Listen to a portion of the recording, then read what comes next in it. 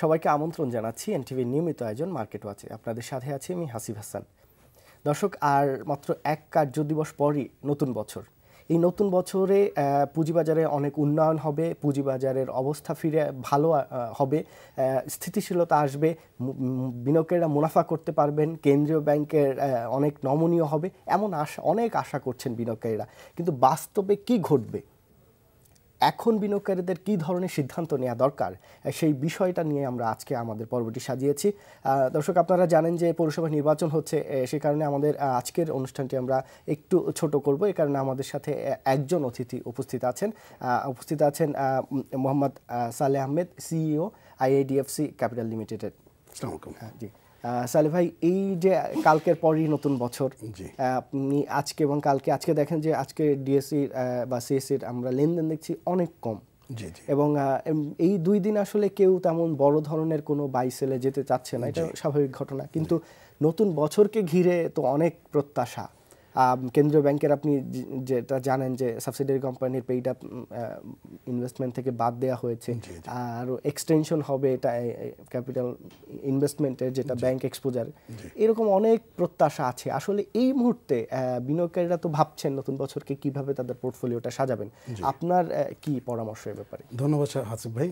মানে পুরাতন বছর যেটা গেল ওটা মোটামুটি ছিল, আমাদের প্রত্যাশা পূরণ হয়নি, কিন্তু আমরা আশা করছি নতুন বছরে আমাদের যে মার্কেটটা আসবে বা হবে সেটা আমাদের প্রত্যাশা কিছুটা হলেও পূরণ করবে।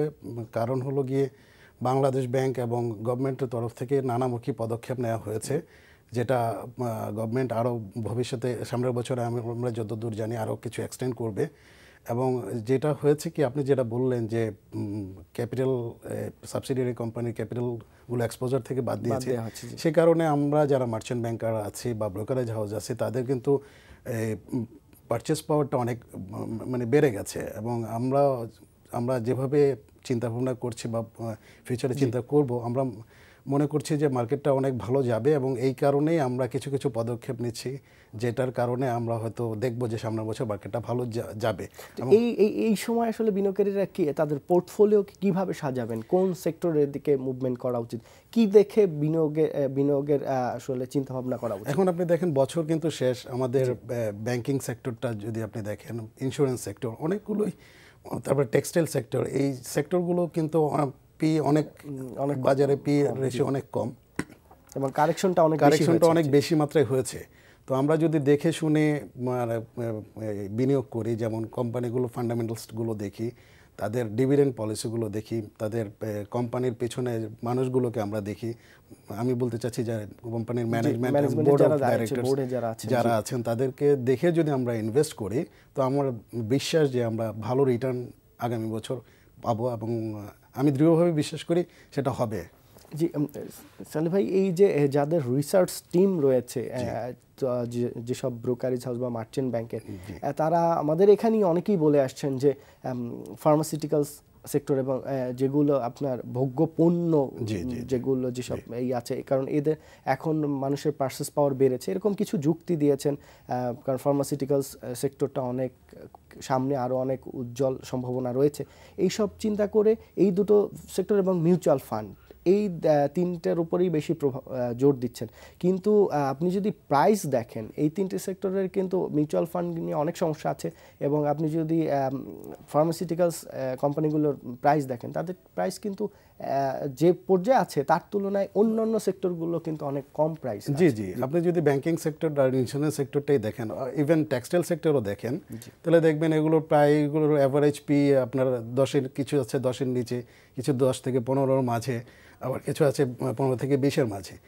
তো এবং আমার কাছে যেটা মনে হয় যে আপনি যদি একটু দেখে শুনে এবং ম্যানেজমেন্ট, তারপরে ওর এনএভি, কোম্পানির ফান্ডামেন্টালস দেখে যদি ইনভেস্ট করতে পারেন, এই সেক্টরগুলো থেকে ভালো রিটার্ন আসবে।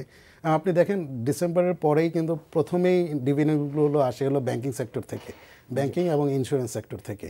এবং গত কয়েক বছরের ট্রেন্ড যদি আপনি দেখেন, যে প্রত্যেকটা ব্যাংক এবং ইন্স্যুরেন্স সেক্টর এরা কিন্তু কেউই 10%-এর নিচে ডিভিডেন্ড দেয়নি। আর এখন যে প্রাইসটা আছে ব্যাংকিং এবং ইন্স্যুরেন্স সেক্টরে বা টেক্সটাইল সেক্টরে, এদের প্রাইস কিন্তু অনেক লো। আপনি গত বছরের মাঝামাঝিও যা প্রাইস ছিল তার চেয়েও কিন্তু অনেক নিচে নেমে আসছে। তার মানে আপনি যদি বলতে চাচ্ছেন যারা ডিভিডেন্ড পাওয়ার উদ্দেশ্যে বিনিয়োগ করবে তাদের এইসব সেক্টরে যাওয়া উচিত। আমার মনে হয় ওই সব সেক্টরগুলোতে যদি ওনারা ইনভেস্ট করেন এবং দেখে শুনে ইনভেস্ট করেন তাহলে ওনারা ভালো রিটার্ন পাবেন এখান থেকে। এছাড়া ভাই আরেকটা বিষয়ে দেখেন, আপনি যে বলছেন ব্যাংক, ইন্স্যুরেন্স, আমরা যে জানি যে ইন্স্যুরেন্স সেক্টরের বিজনেস অনেক কমে গেছে, বিশেষ করে লাইফ ইন্স্যুরেন্সগুলোর, কারণ ইডরা অনেক যে পলিসি নিয়েছে তাতে লাইফ ফান্ডগুলোর মানে ফান্ড ওইভাবে আর ইনক্রিজ করছে না। আমরা দেখেছি যে এই বছর আগের বছরের তুলনায় লাইফ ফান্ড কিন্তু অনেক কমে গেছে। আবার যদি আপনি ব্যাংকিং সেক্টরে দেখেন, ব্যাংকিং সেক্টরে কিছু ব্যাংক অনেক ভালো করছে, কিন্তু ওভারঅল ব্যাংকিং সেক্টরে যদি দেখেন, আমরা যতটা জানি বা বিভিন্ন জায়গা থেকে যতটা শুনি, যারা রিসার্চ করেন, যারা অর্থনীতিবিদ, যারা এক্স ব্যাংকার, তারাই বলছেন যে একটি আবরণ দিয়ে ঢেকে রাখা হয়েছে ব্যাংকিং সেক্টরকে। মানে যতটা ব্যাংক শো করছে প্রফিট, আসলে এই প্রফিটটা না। সেটা কিছুটা ঠিক আছে, কিন্তু আপনি দেখেন একটা ব্যাংক 10 টাকার একটা শেয়ার, সেটা কিছু কিছু ব্যাংক আছে 8 টাকা, 9 টাকা, ইভেন কোনোটা আছে আপনার 10 টাকার কাছাকাছি। তো আপনি যদি ডিভিডেন্ড ইল্ডের কথা চিন্তা করেন, আপনি 9 টাকা ইনভেস্ট করে যদি আপনি 10% বা 15% ডিভিডেন্ড পান, ইল্ডটা কোথায় গিয়ে দাঁড়াচ্ছে? তো আমার মনে হয় যে আপনি যদি দেখে শুনে এই সব সেক্টরগুলোতে ইনভেস্ট করেন তো ভালো রিটার্ন পাবেন। আর আপনি আরেকটা কথা বললেন মিউচুয়াল ফান্ডের যে ব্যাপারগুলো, ওগুলো কিন্তু সব কিছুই আস্তে আস্তে ঠিক হয়ে যাচ্ছে। গভর্নমেন্ট এসএসসি থেকেও ভালো পদক্ষেপ নেওয়া হয়েছে। যেগুলোর এনএভি আছে 11 টাকার উপরে, সেই মিউচুয়াল ফান্ডের দাম আছে এখন হচ্ছে 4.5 টাকা, ইউনিট ফান্ড 4.5 টাকা, 5 টাকা। তো আপনি যে গত বছর তো আমরা দেখলামই যে মিউচুয়াল ফান্ডগুলো ভালো ডিভিডেন্ড দিয়েছে, কোনোটা 10%, কোনোটা 12%। তো আপনি 4.5 টাকায় কিনে 10% যদি আপনি ডিভিডেন্ড পান, তাহলে এটার ইল্ড গিয়ে দাঁড়াচ্ছে প্রায় 20-এর কাছাকাছি, 20-এর কাছাকাছি। তো আপনি যদি এগুলোতে ইনভেস্ট না করেন তাহলে কোথায় করবেন আপনি? আর ফার্মাসিউটিক্যাল সেক্টরটা অবশ্যই ভালো একটা সেক্টর, এবং আপনি দেখেন আমাদের অপরচুনিটি কিন্তু বাইরে এক্সপোর্ট করার অনেক অপরচুনিটি এসছে। অনেকগুলো কোম্পানি আমরা বাইরে এক্সপোর্ট করার পারমিশনও পাচ্ছি, যেগুলো আমরা ইউরোপ আমেরিকান মার্কেটে আমরা ইজিলি অ্যাক্সেস করতে পারবো। তো আপনি যদি দেখে শুনে এবং এনএভি, পি রেশিও এবং হিস্টোরিক্যাল ব্যাকগ্রাউন্ড দেখে ইনভেস্ট করেন, এবং আপনি যদি স্টিক থাকেন যে এটা থেকে আমি এই পরিমাণ রিটার্ন নিয়ে আমি বের হবো, তাহলে আমার মনে হয় আপনি ওই ধরনের একটা গেইন আপনি পেতে পারেন। এই বিনিয়োগকারীদের একটা অভিযোগ আমরা গত কয়েকদিন ধরে দেখছি বিভিন্ন ব্রোকারেজ হাউসে, যে আপনার ইন্টারেস্ট যে চার্জ করা হচ্ছে, অনেক ব্রোকারেজ হাউস এই ইন্টারেস্টটা অফ রেখেছে, কিন্তু 3 মাস পরে আবার অ্যাড করে দিচ্ছে। হ্যাঁ, আবার আপনি দেখেন যে অনেকে সমন্বয় করতে বলছে, আপনি 5%, 10% মানে বাই সেল করলে সমন্বয় করতে বলছে। তো এখন একটা কথা আছে যে এসএসসি তো এটার টাইমটা 1 বছর বাড়িয়েছে, তাহলে এই যে বিনিয়োগকারীদের যে একটা নিয়ন্ত্রণ করা ব্রোকারেজ হাউসগুলো, মার্চেন্ট ব্যাংকগুলো, এইটা আসলে কতটুকু যৌক্তিক, আর এটা আসলে খুব দরকার আছে কিনা এই মুহূর্তে, কারণ বাজার তো সামনের দিকে ভালো হওয়ার একটা সম্ভাবনা আছে। আসিফ ভাই, আপনি দেখেন যে আমরা যারা ব্রোকারেজ হাউস বা মার্চেন্ট ব্যাংকিং করি, তারা তো নিজের একটা ক্যাপিটাল যেটা আছে সেটা তো আছে, এছাড়াও আমাদের বাইরে থেকে লোন নিতে হয়। বাইরে থেকে ব্যাংক থেকে যে লোনটা নিচ্ছি, যেটা কস্ট অফ ফান্ড আপনি 2010, 11, 12, 13-তে যদি আপনি দেখেন, এগুলো কস্ট অফ ফান্ড ছিল 15-16-এর উপরে। এখন যদিও এটা কমে আসছে, কিন্তু 12.5, 13 হয়েছে।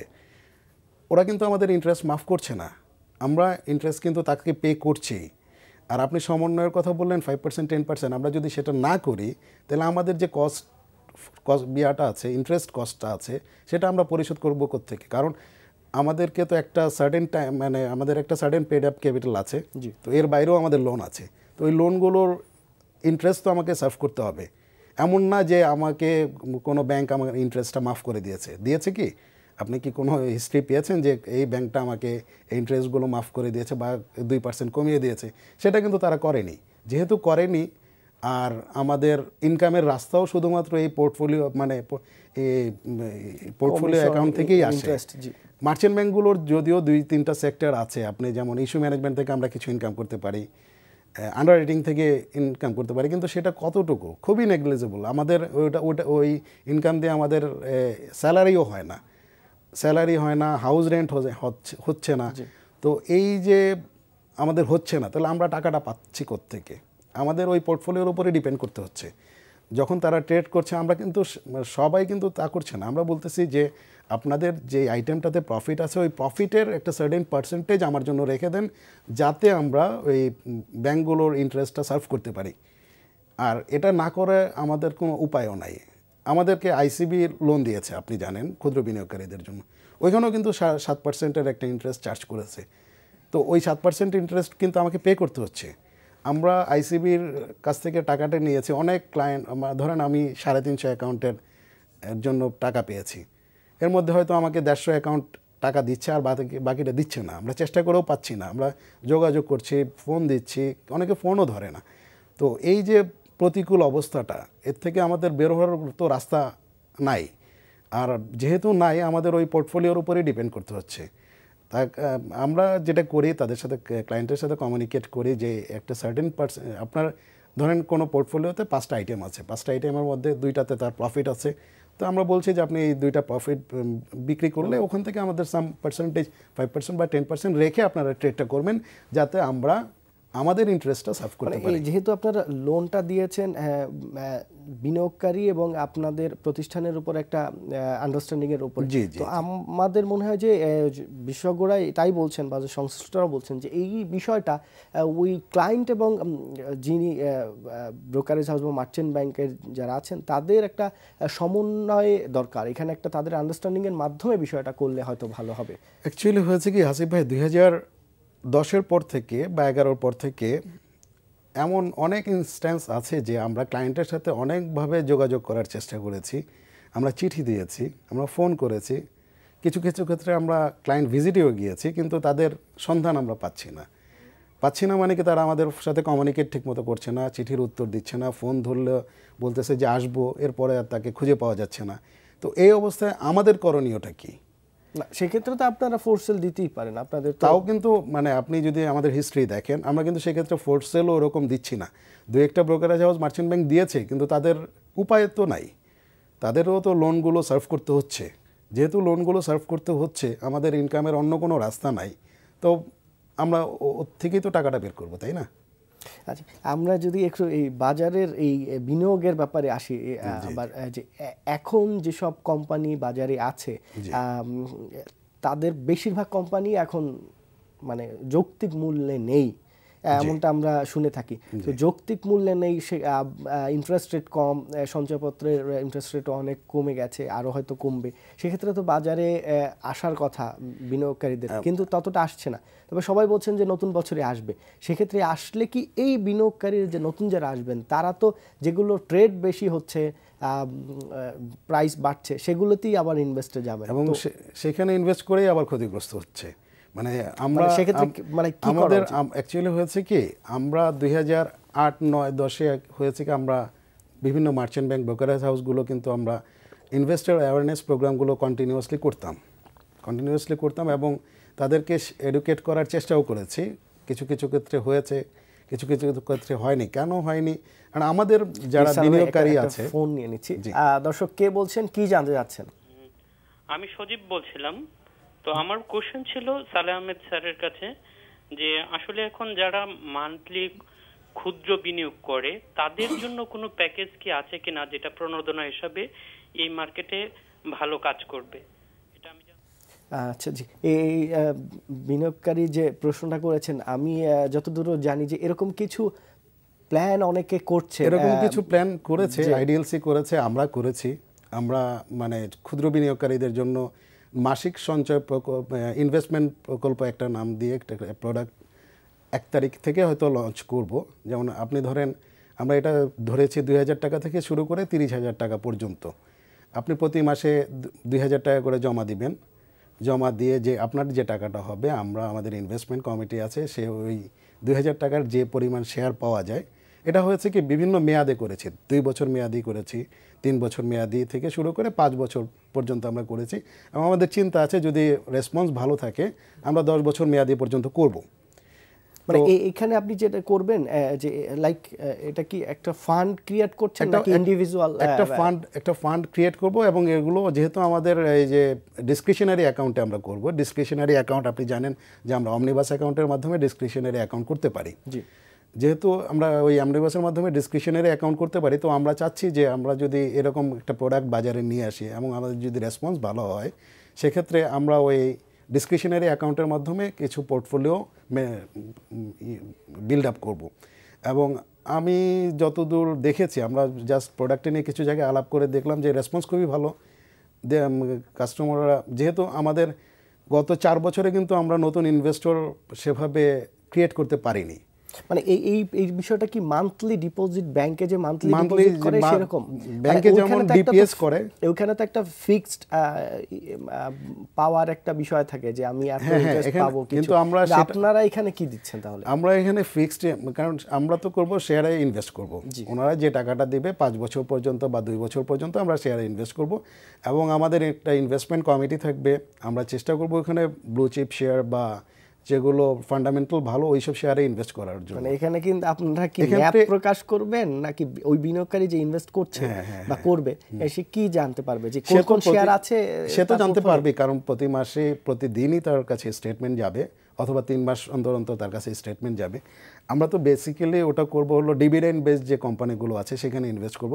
আমরা ওই ফিক্সড ইনকাম তাকে দিতে পারছি না, কিন্তু সে তো ডিভিডেন্ড পাচ্ছে একটা সার্টেন টাইম পর্যন্ত, 2 বছর পর্যন্ত সে ডিভিডেন্ড পাবে এবং সেখানে সে বোনাস শেয়ার পেতে পারে, ক্যাশ ডিভিডেন্ড পেতে পারে। তখন তার সাথে ওই প্রাইসটা তো অ্যাডজাস্ট হবে।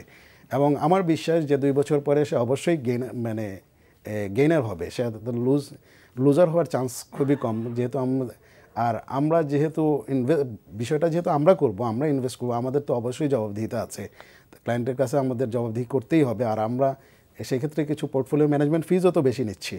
তো ইনভেস্টমেন্ট গ্যারান্টিটা ওভাবে আমরা দিতে না পারলেও সে যাতে গ্যারান্টেড ইনকাম হয় তার, সেই বিষয়টা আমরা এনশিওর করার চেষ্টা করব। সালেহ ভাই, একদম শেষ পর্যায়ে আমরা যদি এই মুহূর্তে বলি যে আজকে আর কালকের বিষয়টা আলোচনা না করেই ভালো, কারণ এটা তো গেল বছর তো গেল। এই নতুন সপ্তাহ থেকে সবাই আশা করে আছেন যে নতুন সপ্তাহ থেকে যে বাংলাদেশ ব্যাংক সার্কুলারটা দিয়েছে সেটা 1 তারিখ থেকে কার্যকর হবে। তো সেক্ষেত্রে 3 তারিখ রোববার বাজার খুলবে। তো 3 তারিখ থেকেই আসলে রোববার থেকেই কি বাজারে একটা ইতিবাচক প্রভাব আমরা দেখতে পারি কিনা? আমরা আশা করছি যে ইতিবাচক ধারায়, আপনি দেখেন গত বেশ কয়েকদিন ধরেই বাজার ইতিবাচক ধারায় আছে। এখন যেটা হয়েছে, বছর শেষ, কারো অ্যাডজাস্টমেন্ট আছে, কারো প্রফিট টেকিং আছে, কারণ আমাদের তো অ্যাট দ্য এন্ড অফ ডেতে আমাদের কোম্পানিকে প্রফিট শো করতেই হবে, সেই জন্য একটু বাজারটা একটু স্লো আছে। কিন্তু আমার দৃঢ়ভাবে বিশ্বাস করি যে সামনের সপ্তাহ থেকে মার্কেটটা স্লোলি স্টিডিলি একটু বেটার পজিশনে যাবে।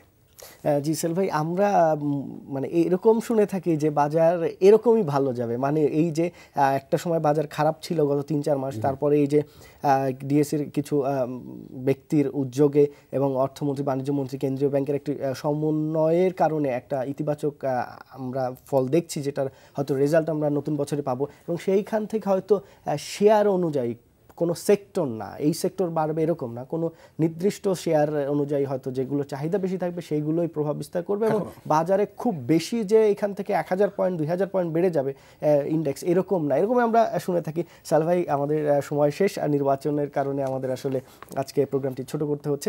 আপনাকে অনেক ধন্যবাদ আমাদেরকে সময় দেওয়ার জন্য। দর্শক, আজকে সাল ভাই যে কথাগুলো বললেন তার সাথে আমিও একমত, এবং আমিও যে সবার সাথে আলোচনা করে যেটি বুঝতে পারছি, হয়তো এই নতুন বছরে হয়তো নেক্সট উইক থেকেই বাজারে এই ইতিবাচক ধারা ফিরবে, এবং এখান থেকে হয়তো যারা অনেক স্মার্ট বিনিয়োগকারী তারা হয়তো এই বাজার থেকে মুনাফা করতে পারবেন। যারা গত 5 বছরে লোকসান করেছেন তারা হয়তো মুনাফা দেখতে পারেন, এই আশা রেখে শেষ করছি। আগামীকালকে আমাদের প্রোগ্রামটি নাও হতে পারে, তো নতুন বছরে আমরা আপনাদের সামনে নতুনভাবে হাজির হব সেই আশা রেখে শেষ করছি। আল্লাহ হাফেজ।